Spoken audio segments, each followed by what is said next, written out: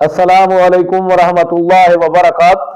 اردو زبان و ادب کے شائقین اور طلباء، میں ڈاکٹر سعید عاصم آپ سے مخاطب ہوں۔ آج کی اس مختصر ویڈیو میں میں آپ کو اردو زبان کے چند ایسے الفاظ سے متعارف کراتا ہوں جن کا ایک معنی یا مطلب مذکر ہے جبکہ دوسرا معنی یا مطلب مؤنث ہے۔ ان چند الفاظ میں پہلا لفظ ہے آب۔ آب کا ایک معنی ہے پانی، دوسرا معنی ہے چمک۔ پانی مذکر ہے، چمک مؤنث ہے۔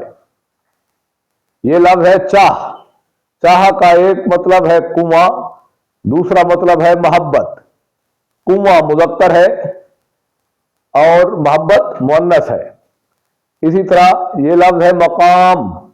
مقام کا ایک معنی ہے گھر، دوسرا معنی ہے جگہ۔ گھر مذکر ہے، جگہ مؤنث ہے۔ یہ لفظ ہے مہر۔ مہر کا ایک معنی ہے سورج، دوسرا معنی ہے محبت۔ سورج مذکر ہے، محبت مؤنث ہے۔ ایسے ہی یہ لفظ ہے تکرار۔ تکرار کا ایک معنی ہے جھگڑا، دوسرا مطلب ہے بحث۔ جھگڑا مذکر ہے، بحث مؤنث ہے۔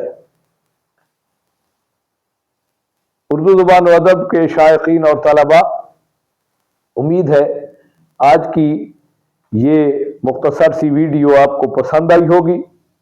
میرا چینل ڈاکٹر سعید عاصم خود بھی سبسکرائب کر دیجئے اور اپنے کلاس فیلوز یا دوستوں کو بھی اس چینل کو سبسکرائب کرنے کا مشورہ دیجئے تاکہ آپ کے ساتھ ساتھ آپ کے دوست اور آپ کے کلاس فیلوز بھی ایسی علمی ویڈیوز سے استفادہ کر سکیں۔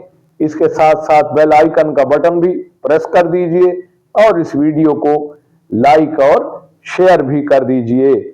اللہ حافظ۔